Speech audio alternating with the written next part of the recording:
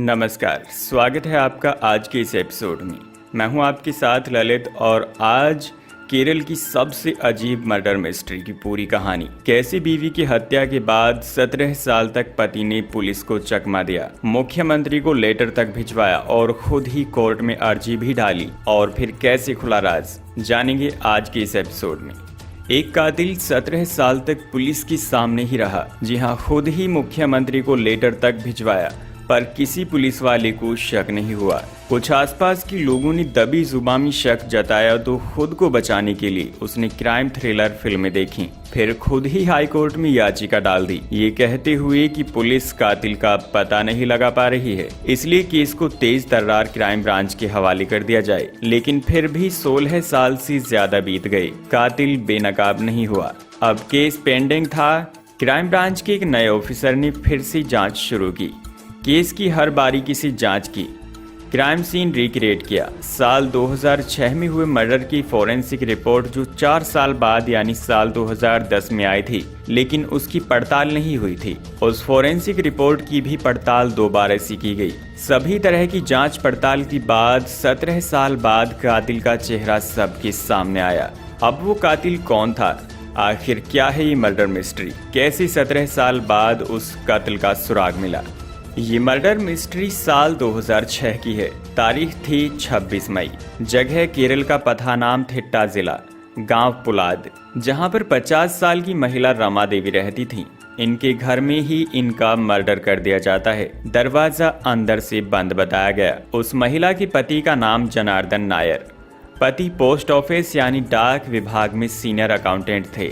जब वो ऑफिस से घर लौटे तो पता चला कि पत्नी की बेरहमी से हत्या कर दी गई। वो शोर मचाते हैं और आसपास के लोग वहां पर इकट्ठा होते हैं। पुलिस को सूचना दी जाती है और फिर जांच शुरू होती है।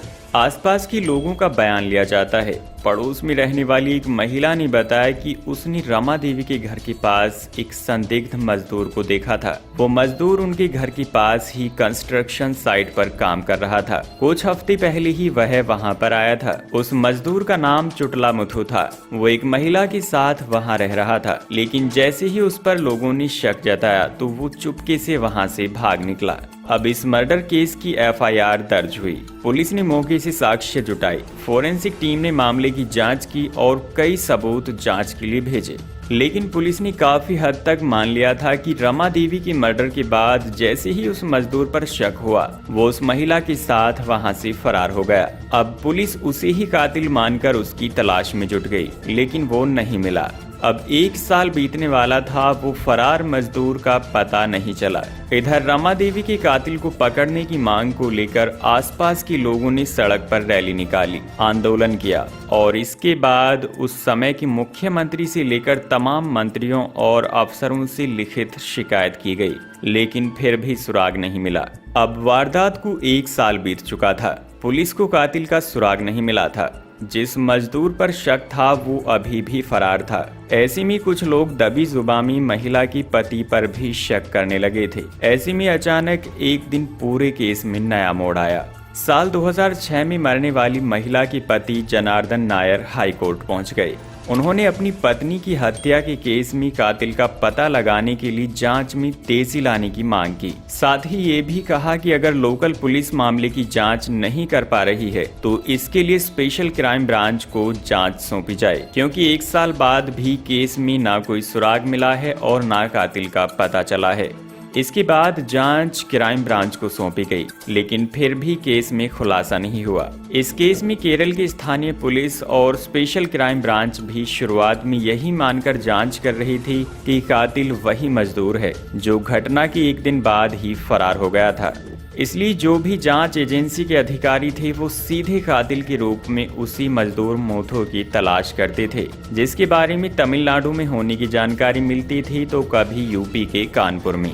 इस तरह पुलिस टीम केरल से हजारों किलोमीटर दूर उत्तर प्रदेश में भी तलाश करने पहुंच जाती थी, लेकिन कातिल का कुछ पता नहीं चला। इसके अलावा पुलिस को मजदूर मुथु के साथ रहने वाली महिला के बारे में कुछ साल पहले ही जानकारी मिली, तो उसने साफ बताया कि मर्डर में उनका कोई लेना देना ही नहीं है। मर्डर के 17 साल बाद यानी 11 जुलाई साल 2023 को केरल की क्राइम ब्रांच ने इस केस का सनसनीखेज खुलासा किया। इस केस में हाई कोर्ट में क्राइम ब्रांच से जांच कराने और असली कातिल का पता लगाने की मांग करने वाले जनार्दन नायर को ही गिरफ्तार किया गया, जो महिला के पति हैं। अब पोस्ट विभाग से रिटायर हो चुके थे और उनकी उम्र करीब 75 साल हो चुकी थी। असल में इस मर्डर मिस्ट्री का खुलासा करने में साल 2022 में क्राइम ब्रांच में नए पुलिस अधिकारी इंस्पेक्टर सुनील राज ने फिर से फाइल खोली। इस बार उन्होंने शुरू से यानी पहले दिन से जांच करने का फैसला लिया। वो मौके पर पहुंचे, लेकिन 16 साल बाद अब वो घर टूट चुका था जिसमें महिला की हत्या हुई थी। इसलिए उन्होंने उस समय यानी साल 2006 में जब मर्डर हुआ था उस समय वारदात की ली हुई फोटो देखी। किसने क्या बयान दिया, सबके बयान पढ़े। इसमें उनके पति यानी जनार्दन नायर ने कहा था कि वो जब घर पहुंचे तो दरवाजा अंदर से बंद था, इसीलिए उसी दरवाजे के ऊपर वेंटिलेटर के लिए लगी जाली वाली जगह से उसे तोड़कर दरवाजे को खोला गया था। अब इसकी पड़ताल के लिए उस समय की ली हुई फोटो के आधार पर इंस्पेक्टर सुनील ने उसी तरह का डिजाइन तैयार करवाया। दरवाजे के ऊपर जाली लगाई गई। इसके बाद दरवाजे को खोलने का प्रयास किया गया। तब पता चला कि इतनी ऊंचाई से तो दरवाजा खुल ही नहीं सकता है। ये देखकर इंस्पेक्टर को ये समझ आ गया कि महिला रमा देवी के पति झूठ बोल रहे हैं, इसीलिए अब हत्या में उसी पर शक हुआ। लिहाजा उस समय की फोरेंसिक रिपोर्ट की पड़ताल की गई। इस दौरान चौंकाने वाली जानकारी मिली। दरअसल जब रमा देवी मृत मिली थी तो उनकी दोनों हाथों में बाल थे और ये बाल किसी आदमी के थे, जिसे पुलिस ने कब्जे में लेकर जांच के लिए भेज दिया था। लेकिन अफसोस कि उसकी डीएनए रिपोर्ट 4 साल बाद आई थी, क्योंकि इस केस में पुलिस को पूरा यकीन था कि मर्डर उसी मजदूर ने किया है। इसीलिए किसी भी पुलिस अफसर ने उस डीएनए के सैंपल को किसी व्यक्ति से मिलाने का प्रयास तक नहीं किया था।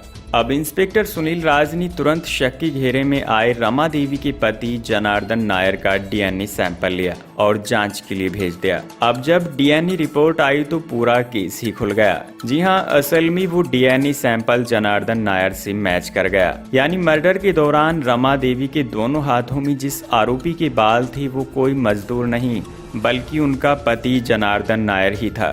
इसके बाद पुलिस ने जनार्दन नायर को हिरासत में लेकर पूछताछ की तो उसने मर्डर की बात कबूल कर ली। तो इस तरह 17 साल बाद वो कातिल पकड़ा गया, जिसने खुद ही कोर्ट में अर्जी लगाई थी कि असली कातिल को गिरफ्तार किया जाए। आखिर किस वजह से जनार्दन नायर ने अपनी पत्नी का कत्ल किया, आइए जानते हैं। पुलिस की जांच में जनार्दन नायर ने खुद को कातिल बताया। 75 साल की उम्र में गिरफ्तारी हुई और उसने बताया कि असल में उसे अपनी पत्नी के चरित्र पर शक था। उसे लगता था कि पत्नी का किसी गैर मर्द के साथ चक्कर चल रहा है, इसलिए दोनों में अक्सर लड़ाई होती थी। घटना वाले दिन भी लड़ाई हुई थी और दोनों एक दूसरे की पिटाई कर रहे थे। उसी समय रमा देवी ने पति के बालों को दोनों हाथों से दबोच लिया था। उसी समय पति ने किसी हथियार से हमला कर पत्नी की हत्या कर दी थी और चुपके से घर से निकल गया था। लेकिन वारदात के दौरान महिला रमा देवी के दोनों हाथों में पति के बाल आ गए थे। अब घटना के कई घंटे बाद पति घर लौटता है तो दरवाजा लॉक नहीं होता है, लेकिन पुलिस के सामने झूठ बोलता है कि दरवाजा अंदर से बंद था।